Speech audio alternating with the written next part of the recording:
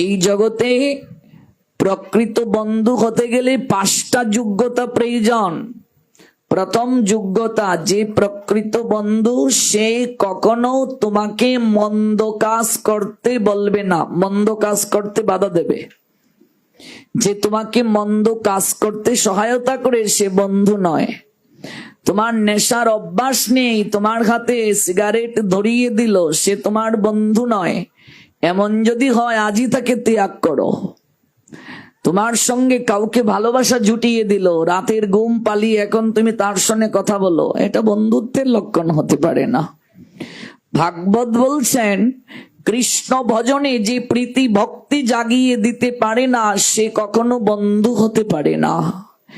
এই জন্য জগতে এত বন্ধুর দরকার নাই। গুরু মাতা, গুরু পিতা, গুরুই বন্ধু। গুরুদেব কখনো পিতার ভূমিকা পালন করবেন, কখনো মায়ের ভূমিকা পালন করবেন, কখনো পতির ভূমিকা পালন করবেন। পতি মানে পতিত অবস্থা থেকে উদ্ধার করা। আমার পতির সঙ্গে শরীর সম্পর্ক করি, তাহলে এই পতি কি সেই পতি? না, পতি মানে পতিত অবস্থা থেকে উদ্ধার যিনি করেন তিনি পতি।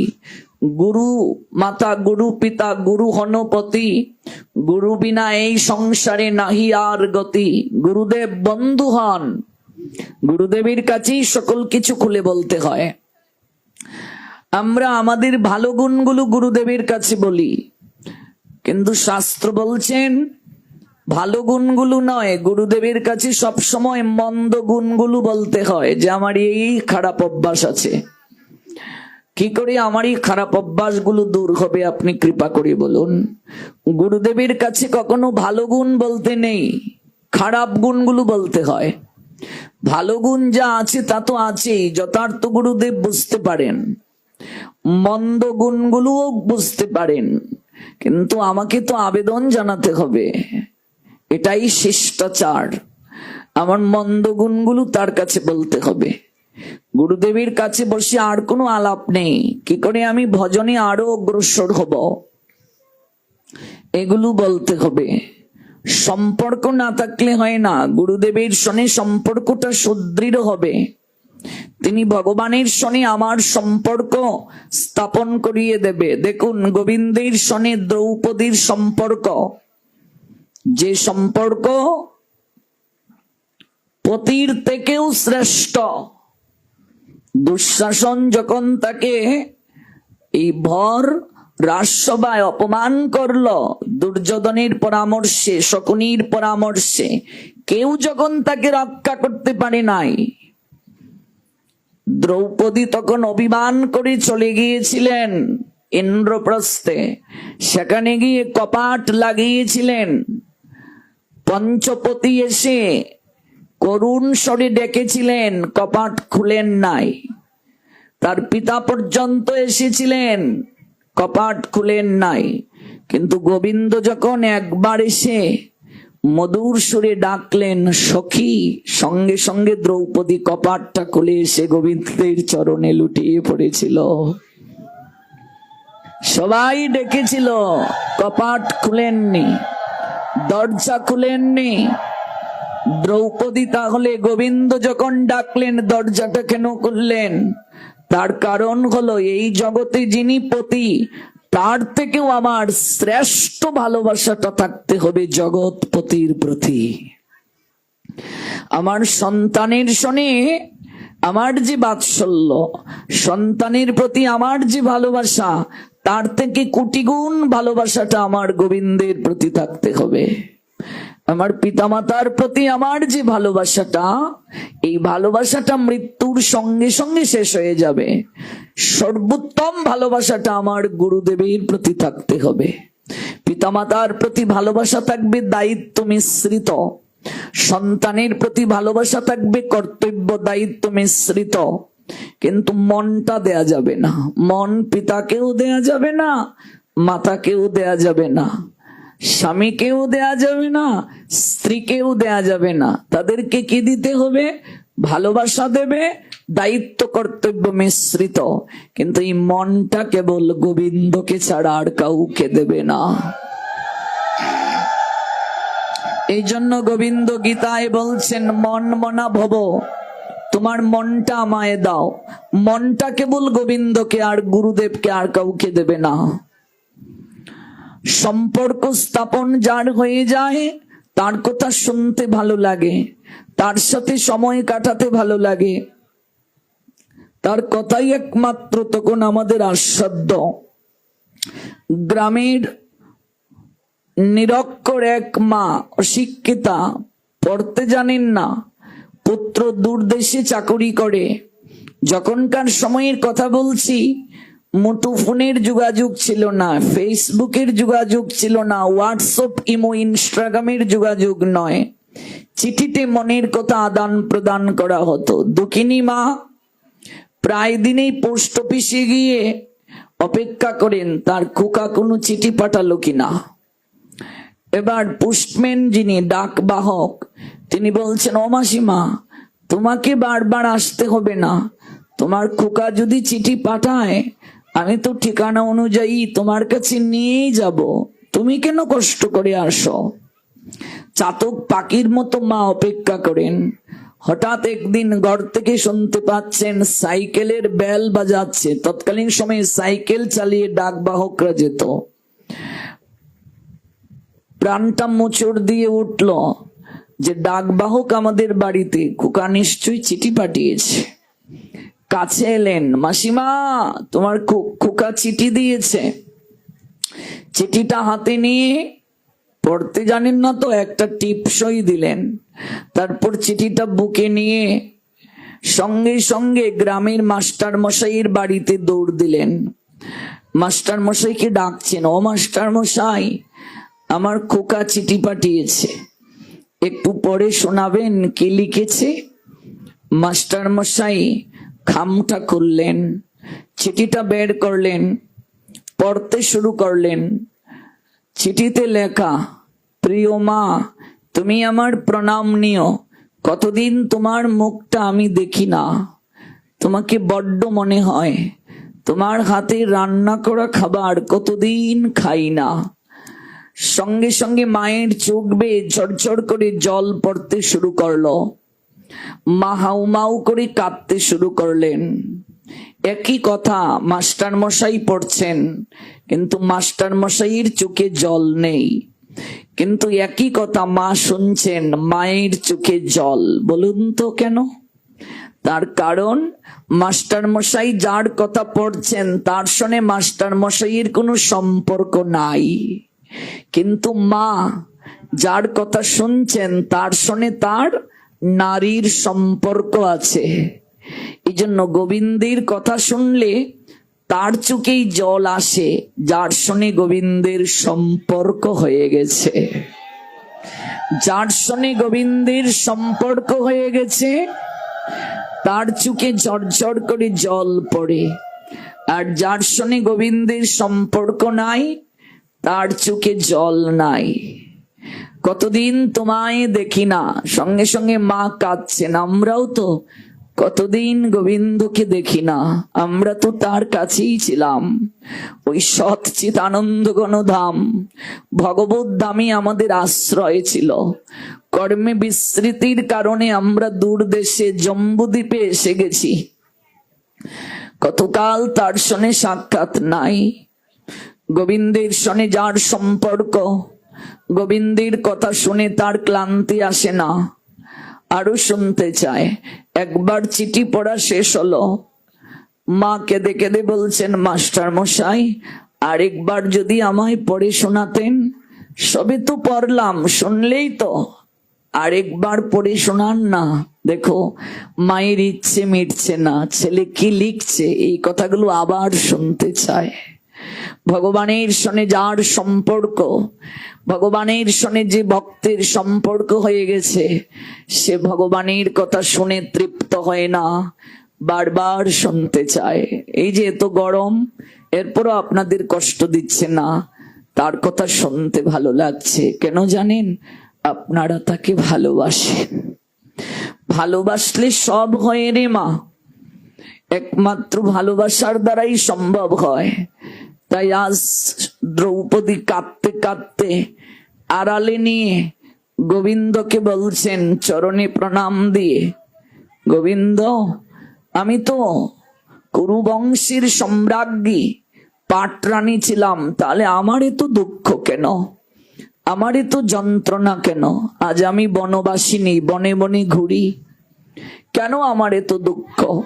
এই জগৎ সংসারে, মা কথা বলো না, এই জগৎ সংসারে কোন রমণীর যদি 5 স্বামী থাকে, জগতের লোক তাকে কলঙ্ক দেয়, তাহলে দ্রৌপদীর 5 স্বামী কেন গো?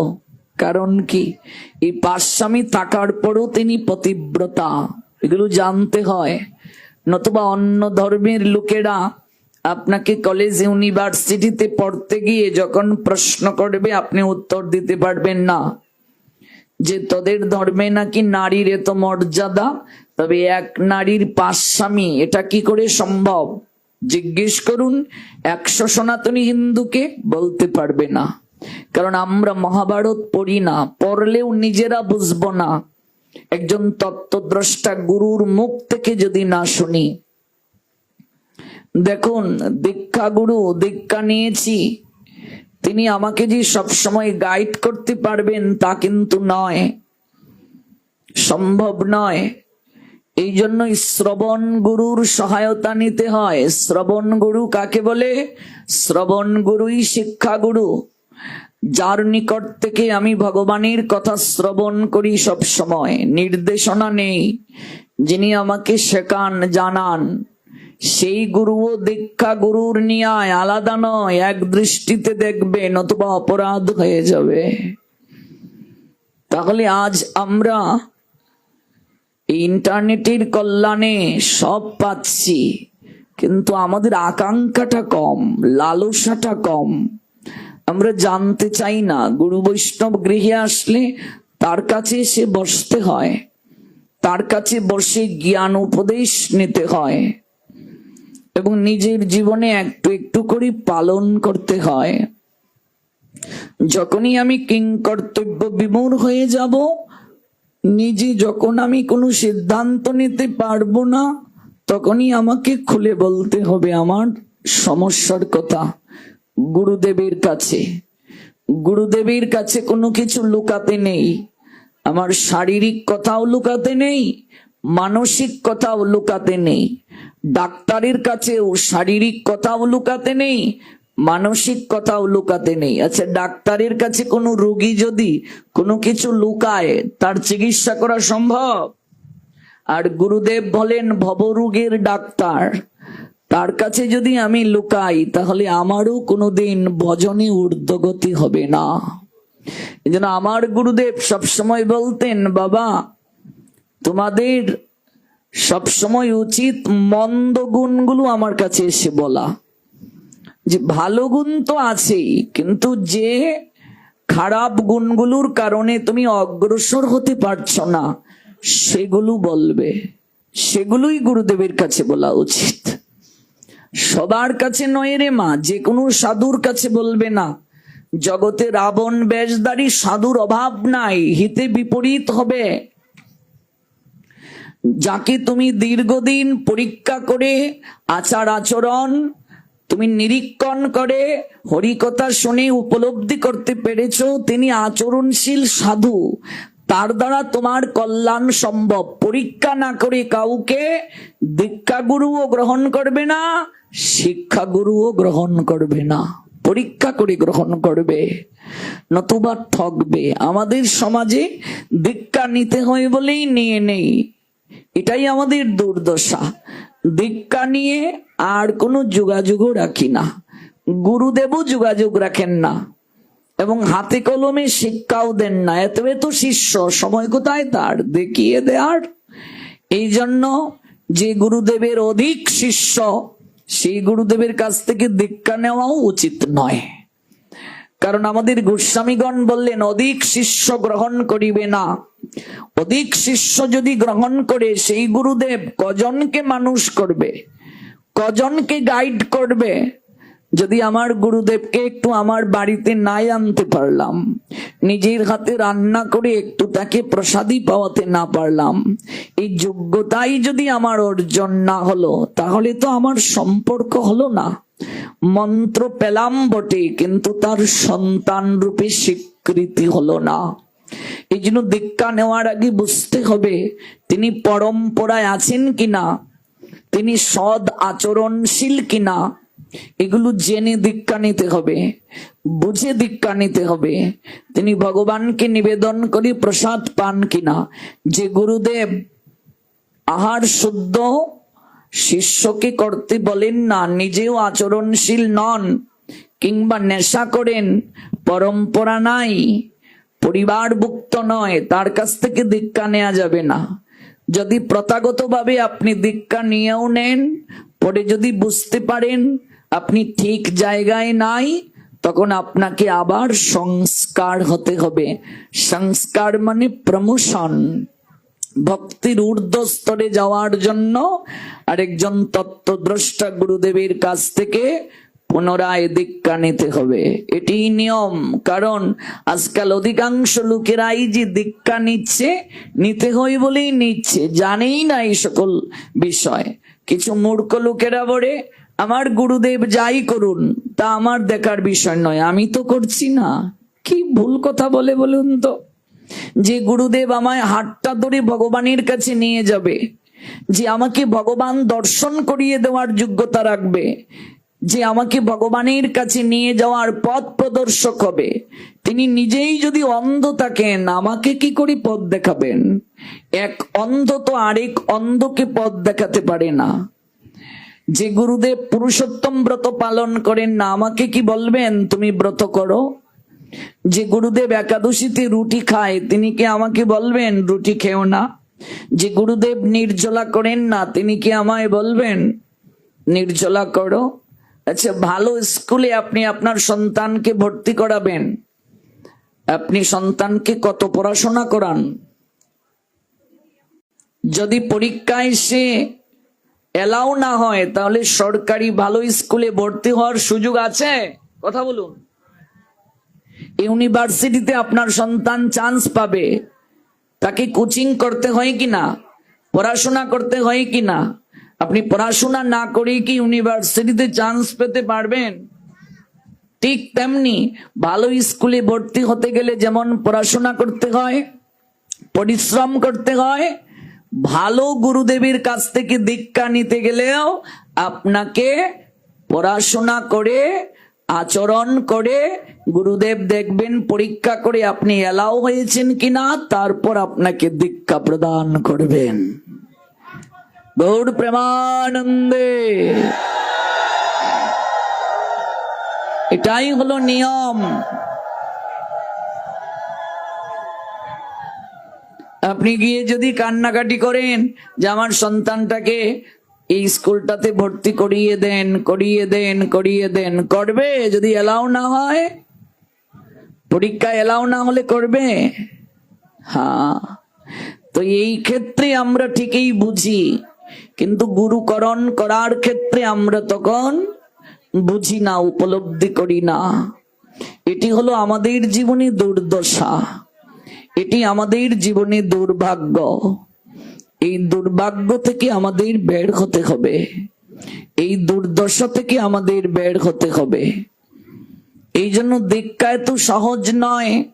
আগে জানুন, আগে বুঝুন, উপলব্ধি করুন। আজকাল কিছু লোকেরা, ব্যবসায়ীরা ভয় দেখিয়ে যায় আমাদের, কি গো তোমার দীক্ষা হয়নি, তোমার হাতের জল মূত্রতুল্য, তোমার হাতে কিছুই খাওয়া যাবে না, মানে এই ভয় দেখিয়ে দীক্ষা দিয়ে যাবে। এই হলো কথা, আর কোনো কিছু নয়। কাজী আপনি আগে হরিনাম করুন, হরিনাম করতে থাকুন। হরিনাম করতে করতে হরিনামই একদিন আপনাকে সদ্গুরুদেবের কাছে নিয়ে যাবে। আপনাকে চিন্তা করতে হবে না, আপনাকে খুঁজতে হবে না, গুরুদেব আসবেন আপনার কাছে। শুধু ভগবানের কাছে বলুন প্রণাম দিয়ে যে আমাকে একজন সদ্গুরু পাঠিয়ে দাও প্রভু, যে তোমার কাছে নিয়ে যেতে আমাকে পথ দেখাবে, শেখাবে। ধ্রুব কি গুরুদেব খুঁজেছিলেন, না ধ্রুবের কাছে গুরুদেব এসেছিলেন? ধ্রুব শুধু কেঁদেছিলেন নয়নের জলে, যার কারণে ভগবান নারদকে পাঠিয়েছিলেন ধ্রুবর কাছে, যাও তাকে গিয়ে দীক্ষা দাও, দীক্ষা দিয়ে আমার কাছে আসার পথ দেখিয়ে দাও। এই হলো মূল কথা। এই কথাগুলো এক সময় আমরা জানতাম না, আলোচনা করতাম না। বিয়ে করেছে ছেলে, দীক্ষা নেই, বৌমার হাতের জল খাবো না, তাই কুলগুরু তাকে আনা হলো, তিনি এলেন, কানে ফু দিয়ে চলে গেলেন। তারপর আর কোনো সংবাদ নাই। দীক্ষার আগে আমি কুআচরণ করতাম, দীক্ষার পরেও তা করছি, কোনো আচরণ পরিবর্তন হলো না। দীক্ষা মানে হলো দক্ষতা অর্জন করা। তো দীক্ষার আগে আমার যে কুঅভ্যাসগুলো ছিল, দীক্ষার পরেও যদি আমার সেই কুঅভ্যাস থাকে, তাহলে আমার দীক্ষা নিয়ে কোনো পরিবর্তন হলো না। তাহলে এই দীক্ষা দ্বারা কোনো কাজ হলো না। তাহলে আমার কর্তব্য কি? আমার কর্তব্য, যদি আমি মনে করি কারো পাঠ শুনে কোনো গুরুর আদর্শ দেখে যদি আমার তাকে ভালো লাগে, আপনি তাকে অনুসরণ করে হরিনাম করতে থাকেন, তার আচরণগুলো অনুসরণ করতে থাকেন। একদিন না একদিন মন থেকে যদি আপনি তাকে গ্রহণ করেন, একদিন না একদিন আপনার তার কৃপায় যোগ্যতা হবেই হবে এবং আপনার দীক্ষা হবেই হবে।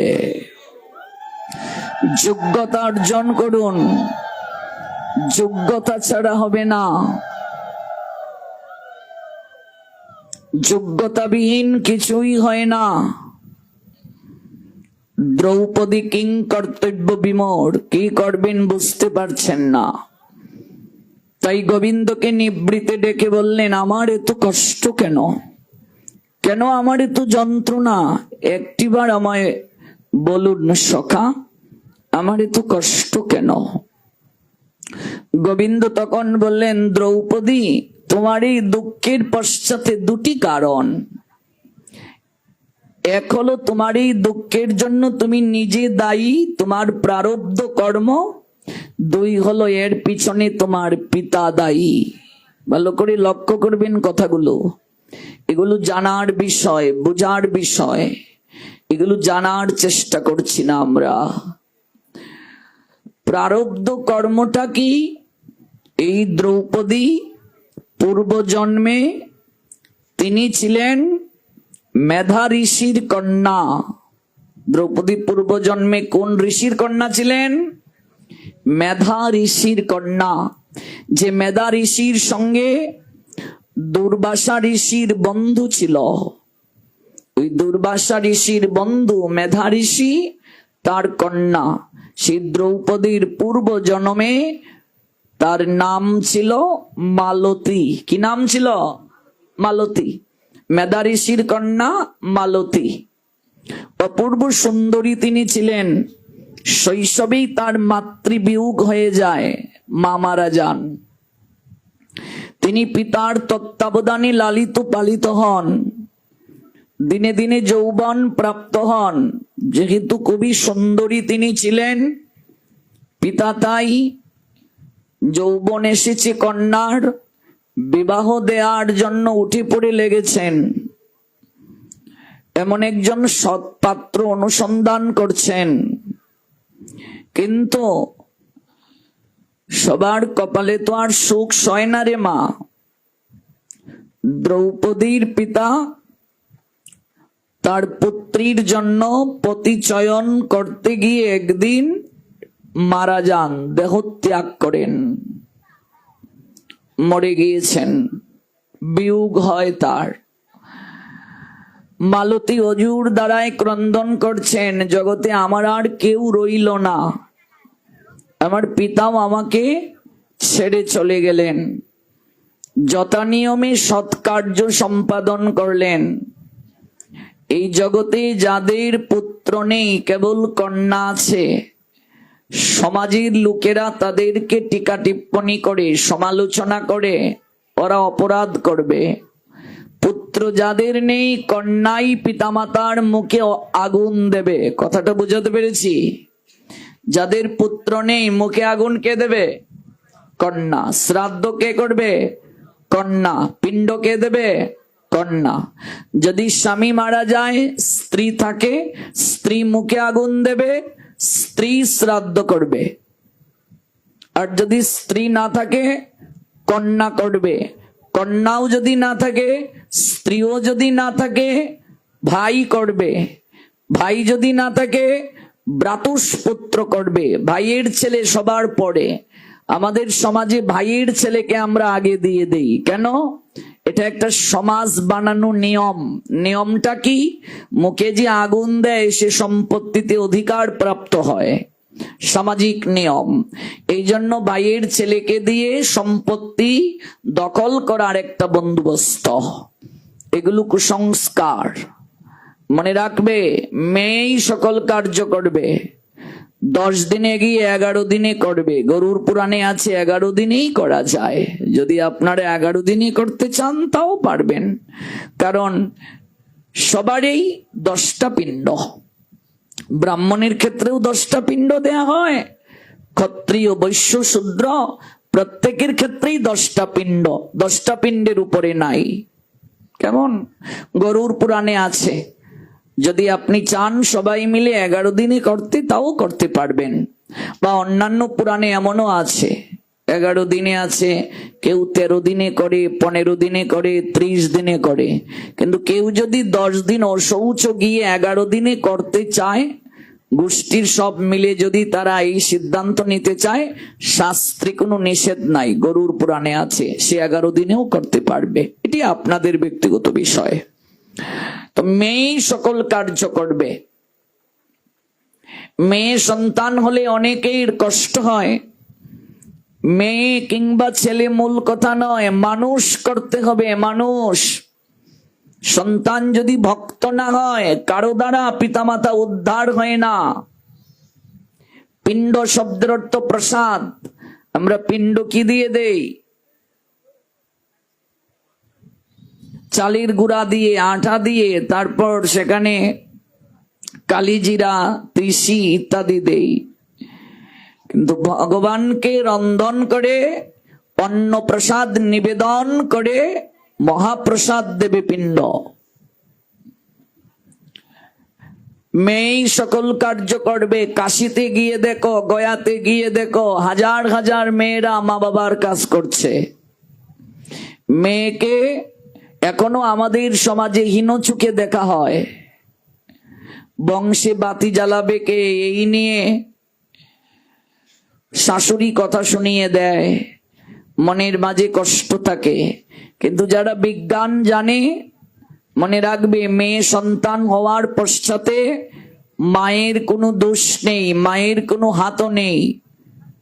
মেয়ে সন্তান কিংবা ছেলে সন্তান উভয়ের ক্ষেত্রে দায়ী হলো বাবা, পুরুষের দ্বারা। একটা ক্রোমোজোমের ব্যাপার আছে। কেমন? এক্স এক্স মানে মেয়ে, এক্স ওয়াই মানে ছেলে। যারা বায়োলজি পড়েছ তারা জানো। কেবলমাত্র এটা পুরুষের ক্ষেত্রেই সম্ভব। আর তুমি ইচ্ছে করলেও তার সেটা পারবে না।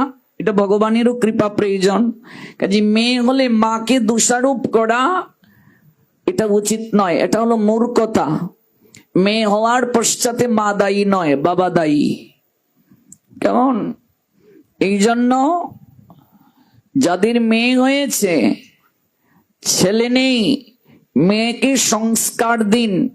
মেয়েকে মানুষের মতো মানুষ করে গড়ে তুলুন, যেন মা বাবাকে তারা ছেলের ন্যায় দেখে। বিবাহের পরও মেয়ে মা বাবার প্রতি দায়িত্ব পালন করবে, নতুবা সেই মেয়েকে শাস্তি পেতে হবে। যেহেতু তার ভাই নেই, দেখবে কে? মেয়েই দেখবে। তার মানে মেয়েকে এস্টাবলিশ হতে হবে, নিজের পায়ে দাঁড়াতে হবে। নাহলে তো জামাইয়ের কাছে হাত পাততে হবে, আমায় 500 টাকা দাও, মাকে দেব। কেন? সে এস্টাবলিশ হবে, নিজের পায়ে দাঁড়াবে। এখনো আমাদের সমাজে একটা কুসংস্কার আছে, গ্রাজুয়েশন কমপ্লিটের আগেই মেয়েকে বিয়ে দিয়ে দেবে। ওগো, মেয়ে হয়েছে, তাড়াতাড়ি আপদ বিদায় করো। যারা বলছে তারা নিজেরাও মেয়ে। আমরা খুব স্বার্থপর। গাভীর গড়ে যদি মেয়ে বাচ্চা হয়, বাছুরি হয়, খুব খুশি আমরা, ঠিক না? আর বাছুর হলে, ও বাছুর। আর যদি বাছুরি হয় খুব ভালো, আর বৌমার ঘরে যদি মেয়ে হয়, ছেলে হলে ঠিক আছে। হ্যাঁ, তার মানে গাভীর ঘরে বাছুর হলে মন খারাপ, বাছুরি হলে খুশি, আর বৌমার ঘরে মেয়ে হলে মন খারাপ, ছেলে হলে খুশি। তাহলে আমরা স্বার্থপর না তো কে স্বার্থপর? মানুষের মতো মানুষ করো। প্রথমে মেয়ে হলে ঘরে লক্ষ্মী প্রবেশ করে। মেয়ে মানে লক্ষ্মী, লক্ষ্মী স্বরূপিণী। বহু জায়গায় এক সময় ছিল যে মেয়েকে খাবারের ক্ষেত্রে বিমাতা সুলভ আচরণ করা হতো। মানুষের মতো মানুষ করো, মেয়ে ছেলে এই ভাবটা বুঝতে না দিয়ে মানুষের মতো মানুষ করো। বহু জায়গায় আমরা এই বিষয়গুলো দেখতে পাই। এটি দুর্ভাগ্য আমাদের জন্য, এটি দুর্দশা আমাদের জন্য। শাস্ত্র জানো, কুসংস্কার থেকে বের হয়ে আসো। মালতী সকল কার্য করলেন, মনির দুঃখে তিনি ক্রন্দন করছেন। শৈশবে মা ছেড়ে চলে গেল, বাবাও দেহ রাখলেন, আমায় কে দেখবে? একটাই কন্যা, অভিভাবক যদি না থাকে একটা মেয়ের বিবাহ দিতে যে কত কষ্ট, এটা বলার অপেক্ষা রাখে না। দুর্বাসা ঋষির কানে সংবাদটা গেল। দুর্বাসা যেহেতু মালতীর বাবার বন্ধু, অর্থাৎ মেধা ঋষির বন্ধু, দুর্বাসা তখন ছুটে এলেন। এখানে আরেকটা শিক্ষা দিয়েছেন আমাদের পুরাণ শাস্ত্র। শিক্ষাটা কি? বাবার বন্ধুকে বাবার ন্যায় সম্মান করবে, আর বন্ধুর ছেলেকে নিজের ছেলের মতো দেখার কথা বলা হয়েছে। বন্ধুর মেয়েকে নিজের মেয়ের মতো দেখার কথা বলা হয়েছে। এখনকার যে বন্ধু, এগুলো তো আর বন্ধু নয়। দুদিন আগে গলায় গলাগলি করে চলেছিল, একটু স্বার্থ শেষ, তারপর বন্ধুত্বও শেষ। এগুলো বন্ধুত্ব নয়। বন্ধুত্ব বুঝতে গেলে সুদামা বিপ্র আর ভগবান গোবিন্দের লীলা শুনতে হবে, তাহলে বুঝবে বন্ধুত্ব কাকে বলে। আমাদের সমাজে এখন যে বন্ধুত্ব, এই বন্ধুত্ব হলো স্বার্থপরতা। এই তো কয়েক মাস আগের নিউজ, বন্ধুর স্ত্রীকে, বাড়িতে কেউ নাই, বন্ধু দায়িত্ব দিয়ে গিয়েছিল একটু দেখাশোনা করিস তো, বন্ধুর স্ত্রীকে ধর্ষণ করে ফেলেছে বন্ধু। বলুন তো। তারপর বন্ধু এই সংবাদ শুনে বন্ধুকে খুন করে ফেলেছে, গলা ছেদ দিয়ে ফেলেছে। তারপর এখন আছে জেলখানায়। কেমন বন্ধুত্ব দেখুন। এই হলো বন্ধুত্ব। কিন্তু সুদামা আর ভগবান কৃষ্ণের যে বন্ধুত্ব, এই বন্ধুত্ব জগতে বিরল। এই বন্ধুত্ব কোথাও পাবে না। আমরা বন্ধুত্বের প্রেমিকাকে ফুসলিয়ে নিজের করতে চাই। এই হলো বন্ধুত্ব এখন। মনে রাখবে, বন্ধুর স্ত্রীকে কখনো কুদৃষ্টিতে দেখতে নেই। ভালো করে লক্ষ্য করবে, এগুলো অপরাধ শাস্ত্র বলছেন। বন্ধুর স্ত্রীকে কুদৃষ্টিতে দেখতে নেই। হ্যাঁ, সেখানে ফুর্তি করতে পারে, ঢং করতে পারে, কিন্তু কুদৃষ্টিতে দেখা যাবে না। শুধু বন্ধুর স্ত্রী নয়, নিজের স্ত্রী ব্যতীত সকল নারীকে মাতৃস্বরূপে দেখার কথা বলা হয়েছে আমাদের শাস্ত্রে। মাতৃস্বরূপে দেখার কথা বলা হয়েছে। লোচন দাস ঠাকুরের নাম শুনেছেন? চৈতন্য মঙ্গল গ্রন্থ রচনা করেছেন যিনি, নরহরি দাস ঠাকুরের শিষ্য। সেই লোচন দাস ঠাকুরকে যখন বিবাহ করিয়ে দেয়া হয়েছিল, তখনকার সময়ে একেবারে বাল্যকালে বিয়ে দিয়ে দেয়া হতো। এক সময় কন্যা একেবারে ছোট, বিয়ে দিয়ে দেয়া হতো। লোচন দাস ঠাকুরকে বিয়ে দিয়ে দেয়া হলো একেবারে ছোট। তিনি তো সংসার বিরাগী, চলে এসেছিলেন। ভালো করে দেখেননি বউয়ের মুখ কানা। নরহরি ঠাকুর গুরুদেবের আশ্রমে এসে সেবা করতে শুরু করলেন।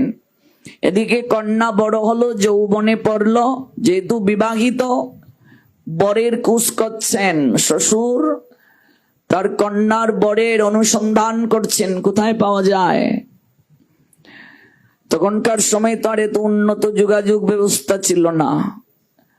বহু কষ্টে জানা গেল শ্রীখণ্ডে নরহরি ঠাকুরের কুটিরে অপূর্ব সুন্দর এক যুবক থাকেন এবং তিনি তার কন্যার জামাতা।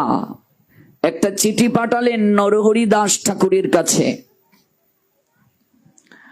বললেন আপনার যে শিষ্য তিনি আমার কন্যার জামাতা, আপনি কৃপা করে তাকে পাঠিয়ে দিন, শ্বশুর বাড়ি পাঠিয়ে দিন। আমার কন্যাকে এখন গ্রহণ করার সময় হয়ে গেছে। গুরুদেব যখন চিঠিটা পড়ে শিষ্যকে বললেন, লোচন দাস ঠাকুর কান্না শুরু করলেন। এই সংসারের যন্ত্রণা তিনি অনুভব করতে পেরেছেন, এই যন্ত্রণার কারাগারে তিনি প্রবেশ করতে চান না, কিন্তু গুরুদেব আজ্ঞা করেছেন তা তোমার হয় না। তুমি বিয়ে করে রেখে এসেছ, তার তো আর দ্বিতীয় জায়গায় বিয়েও হচ্ছে না, অন্তত একবার হলেও তোমার যাওয়া প্রয়োজন। লোচন দাস ঠাকুর তখন শ্বশুর বাড়ির উদ্দেশ্যে যাত্রা করলেন। পুকুর পাড়ে গিয়ে হঠাৎ তার দৃষ্টি পড়ল একটা অপূর্ব সুরসী কন্যা, মস্তকে কাপড়, তিনি কলসি দিয়ে জল পরিপূর্ণ করে নিয়ে যাচ্ছেন। আগেরকার সময়ে মাটির কলসিতে জল নেওয়া হতো, আপনারা দেখেছেন কিনা। আর এইরকম তো এত টিউবওয়েলের ব্যবস্থা ছিল না, তারপর মোটরের মাধ্যমে মাটির নিচ থেকে জল তোলার ব্যবস্থা ছিল না, সাপ্লাই পদ্ধতি ছিল না। অনেকে নদী থেকে জল নিত, পুকুর থেকে জল নিত, আর গ্রামের সব মেয়েরা একসঙ্গে জল নিতে যেত। বুঝতে পেরেছো? আমরা দেখেছি আমাদের অঞ্চলে বিকেল হলেই সবাই একসঙ্গে জল আনতে যেত, একসঙ্গে স্নান করতে যেত নদীতে। আমরাই দেখেছি আমাদের গ্রামের সবাই স্নানের সময় একসঙ্গে গিয়ে স্নান সাঁতরানো, পাশেই নদী। ওই পুকুর পাড়ে এসে নরহরি ঠাকুর সেই কন্যাটিকে বলছেন, মা একবার বলতে পারো? শ্বশুরের নাম করে বলছেন। ওনার গৃহটা কোন দিকে? মেয়েটা লজ্জায় লাল হলো, এই কি আমার বাবার নাম বলছেন? তো দেখিয়ে দিলেন। নরহরি ঠাকুর সেই গৃহে বললেন, গিয়ে পরিচয় দিলেন। শ্বশুর তো মহা খুশি, তিনি বরণ করে নিলেন, মেয়েটাকেও জানালেন তোর বর এসেছে। শৃঙ্গার করে সাজিয়ে যখন ঘরে পাঠানো হলো, নরহরি ঠাকুর তাকিয়ে দেখছেন, এই কি পুকুর ঘাটে তো ওর সঙ্গে আমার দেখা, কিন্তু আমি তো তাকে মা বলে ডেকেছি। এই যে মা বলে ডাকলেন, জীবনে একদিনও আর স্ত্রী সঙ্গ করলেন না। কথা বোঝা যায়? আজকাল তো আমরা সবাইকে মাতাজি ডাকি, মাতাজি। হ্যাঁ, যে পুরুষ স্ত্রীকে মাতাজি বলে ডাকবে তার সঙ্গে আর কোনোদিন শরীর সম্পর্ক করতে পারবে না। এই জন্য স্ত্রীকে কেবল মাতাজি ডাকা যাবে না, নিজের স্ত্রী ব্যতীত প্রত্যেক নারীকে মাতাজি বলে সম্বোধন করবে। স্ত্রীকে কখনো মাতাজি বলে সম্বোধন করা যাবে না। মাতাজি শব্দের অর্থ কি? মার সঙ্গে কেউ শারীরিক সম্পর্ক করবে, ডাকছো মাতাজি, আবার রাত্রিবেলা মাতাজি হয়ে গেল শয্যা সঙ্গিনী। মাতাজি মানে মা। নিজের স্ত্রী ব্যতীত আর কাউকে কুদৃষ্টিতে দেখা যাবে না। নিজের স্ত্রী ব্যতীত সবাইকে মাতৃ জ্ঞান করার কথা বলা হয়েছে, মাতাজি জ্ঞান করার কথা বলা হয়েছে। এখন তো আমরা আধুনিক পরায়ণ, এবার অনেক মাসিরা তাদেরকে মাসিমা ডাকলে খুব তাদের লাগে। মাসিমা ডাকছেন কেন? আমার কি মাসিমার বয়স? আন্টি ডাকুন, আন্টি। এরকম একটা অভিজ্ঞতা হয়েছে আমাদের। এরকম একটা অভিজ্ঞতা হয়েছে আমাদের।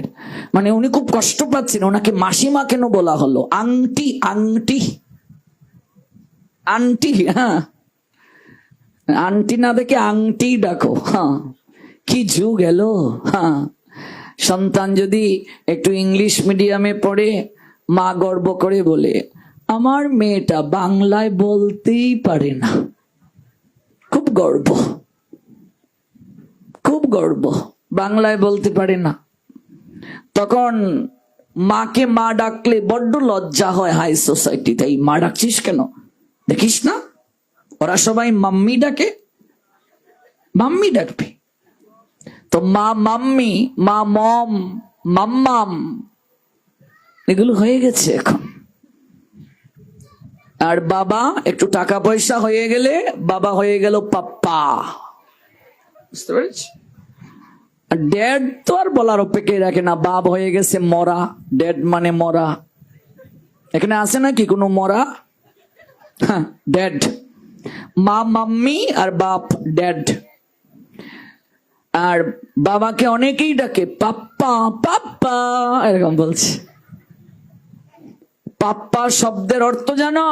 সংস্কৃতে পাপ্পা শব্দের অর্থ হলো যে পাপী থেকে অধিক পাপী তাকে বলে পাপ্পা।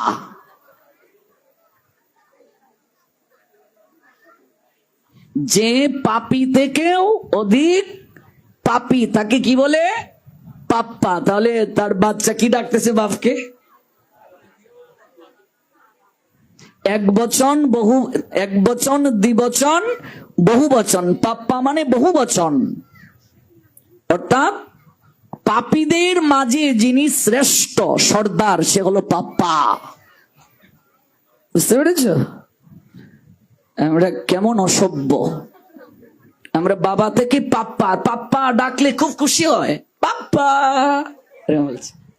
এখানেই শেষ নয়, তারপর বাবু, বাবু ডাকলে তো আর বলার অপেক্ষাই রাখে না, বাবু, বাবু ডাকছে। বাবু মানে কাকে ডাকা হয় জানো? যার একটু টাকা পয়সা আছে, এক সময় তাদেরকে বাবু বলে ডাকা হতো। বাবু, যার একটু টাকা পয়সা আছে তাকে বাবু বলে ডাকা হতো। চা বাগানে বিশেষ করে ম্যানেজারদেরকে বাবু বলে ডাকা হতো। এই ডাকটা ব্রিটিশরা প্রচলন করেছে। বাবু, একটু টাকা পয়সা আছে তাই বাবু ডাকা হতো। তারপর এখন বাচ্চারাও তার বাবাদেরকে বাবু ডাকছে। বাবু ডাকাটাও মনে রাখবে অপরাধ, ভুল। জন্মদাতা পিতাকে বাবা ব্যতীত আর কোনো কিছু ডাকবে। এখানে কেউ আছেন নাকি বাবাকে পাপ্পা ডাকেন? বলিয়াদি কেউ নেই? আছে? বাহ বাহ বাহ বাহ। তার মানে এখানেও পাপীদের সর্দার আছে। তাহলে আজকে রাতেই পরিবর্তন করো। পাপ্পা মানে পাপী থেকেও নিকৃষ্ট। যে জগাই মাদাই তো সবচেয়ে বড় পাপী, ওদের থেকেও যে নিকৃষ্ট সে হলো পাপ্পা। পাপী থেকেও যে অধিকতর পাপী সংস্কৃতে তাকে বলে পাপ্পা। কেউ মাম্মি আছো? মাম্মি, মাম্মাম, এগুলো থেকে বের হয়ে আসো। পৃথিবীতে মা ডাকের মাঝে যে মধুরতা আছে আর কোন ডাকের মাঝে এই মধুরতা আছে? তাই মা থেকে মাম্মাম হইও না, মাম্মি হইও না। এই ঢং থেকে বের হয়ে আসো। শাস্ত্রকে সম্মান করো, শ্রদ্ধা করো। এমন অনেক ডাক আছে যে ডাক তোমার জন্য অমঙ্গল হবে, তোমার পাপ হবে। এই জন্য যে কোনো কিছুতে, যে কোনো কিছুতে ডাকা যাবে না। বাবু মানে অধিক টাকা পয়সা যাদের আছে এক সময় তাদের বাবু বলে ডাকা হতো। তারপর ছোট্ট বাচ্চাকে বাবু বলে ডাকা হয়। এবার গার্লফ্রেন্ড বয়ফ্রেন্ড কেউ ডাকে বাবু, বয়ফ্রেন্ড গার্লফ্রেন্ড কেউ ডাকে বাবু। বাবু খাইছো? আদর করে বলছে বাবু খাইছো? খাইলাও বাবু, খাইলাও। হ্যাঁ, কি আশ্চর্য, কি অবস্থা। এই মাঝে এক হিরো আমল বাবু খাইছো গান বের করে ফেলছে। বাবু খাইছো, বাবু খাইছো। কোথায় যাবেন আপনি? আজকে নিজেদেরকে যে সনাতনী হিন্দু বলবেন, এগুলো আমরা দূর হয়ে গেছি সংস্কৃতি থেকে। আজকাল বৌদিদেরকে কত কিছু যে মানুষ ডাকে, কাকাদেরকে কত কিছু ডাকে, এবার কাকা হয়ে যায় কাকাই। ওই সর্বজয়া একটা নাটক দিত সিরিয়াল, এখানে কাকিকে ডাকে কাকিন্স। আচ্ছা বলো তো, হ্যাঁ, কাকিমা হয়ে গেল কাকিন্স। আর আমরাও ডেকে ডেকে, এগুলো দেখে দেখে আমরাও ডাকি। সনাতনী শাস্ত্রে এইদিকে জিজ্ঞেস করছি, আর কেউ বলবে না, বৌদিকে কি নামে ডাকতে হয়? দেবর বৌদিকে কি ডাকবে বলো? দেবর বৌদিকে কি ডাকবে? ঠাকুরপো তো বৌদি দেবরকে ডাকবে, বৌদিকে দেবর কি ডাকবে? বৌটান। গৌর ব্রহ্মানন্দে কি ডাকবে? বৌটান। এগুলো জেনে রাখো, বিলুপ্ত হয়ে যাচ্ছে দিন থেকে দিন এগুলো। এগুলোর পিছনে শাস্ত্রীয় কারণ আছে। এখন তো ফুল কাকা, এই কাকা, সেই কাকা, অভাব নাই। মামিকেও ডাকে বৌমণি কত জায়গায়। দেবী হলেন লক্ষ্মী। লক্ষ্মী সুলভা আচরণ যাদের, গড়ের বউদেরকে বলা হতো লক্ষ্মী। এবার প্রেমিক প্রেমিকাকে ডাকে লক্ষ্মী, প্রেমিকা প্রেমিককে ডাকে লক্ষ্মী। লক্ষ্মী শোনা, রাগ করো না, একটু হাসো প্লিজ। তো এই যে শব্দের অপব্যবহার, এই যে অর্থের ঠিক জায়গায় ব্যবহার না করা, এটিও এক প্রকার অপরাধ বলে গণ্য, মনে রাখবে। এগুলো অপরাধ। এগুলো ধার্মিক মুসলমানদের মাঝে পাবে না। ওরা কখনো এইভাবে অপব্যবহার করে না, ওরা ওদের সংস্কৃতি মানবে। কোন মুসলমান ওরা জলকে ওরা পানি বলবে, ওরা কোনোদিন পানিকে জল বলবে না। আমি এটা বলছি না যে জলকে পানি বললেই ভুল হয়ে গেল, জল পানি এক কথাই সমার্থক। কিন্তু আমার সংস্কৃতিতে, আমার শাস্ত্রে পানিকে জল বলার কথা বলা হয়েছে। এটা আমার সংস্কৃতি, আমি কট্টরপন্থী নই, এটা আমার সংস্কৃতি। আমার সংস্কৃতি আমি পালন করব না, এটা কেমন কথা? এটা আমার সংস্কৃতি। আমার সংস্কৃতিতে ভাত বলা হয় না, আমার সংস্কৃতিতে কি অন্ন। এগুলো অভ্যাস করো, এটা আমার সংস্কৃতি। আবার দেখবে এখন যদি কেউ অন্ন কয়, যে কাকিমা অন্ন দাও, তার কাকার তো বই নইটা খাইব, হ্যাঁ 2 দিনের বৈরাগী বাত্রে কয় অন্ন। হিন্দুদের এই হলো দুর্দশা। অনেকে নামকে বিকৃত করে ডাকে। নামকে বিকৃত করে ডাকা বুঝো? নামকে বিকৃত করে ডাকা বুঝো না। যেমন যে নাম এই নামে না ডেকে বিকৃত করে ডাকে, এটা এক প্রকার অপরাধ বলে গণ্য। নামকে কখনো বিকৃত করে ডাকবে না।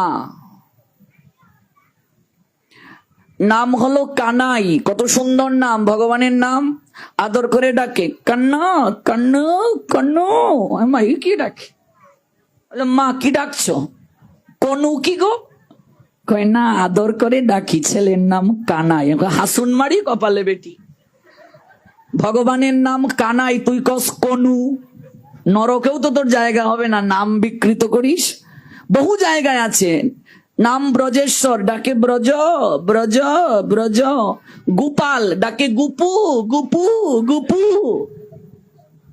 সবগুলো শাস্তি হবে। নামকে কখনো বিকৃত করা যাবে যাবে না। নাম বিকৃত কেউ করো, নাম বিকৃত করা যাবে না। বিকৃত করে কখনো নাম ডাকা যাবে না। বিকৃত করে নাম ডাকলে অপরাধ হবে। বিকৃত করে নাম ডাকা যাবে না। নাম রাখতে হবে ভগবানের নামানুসারে।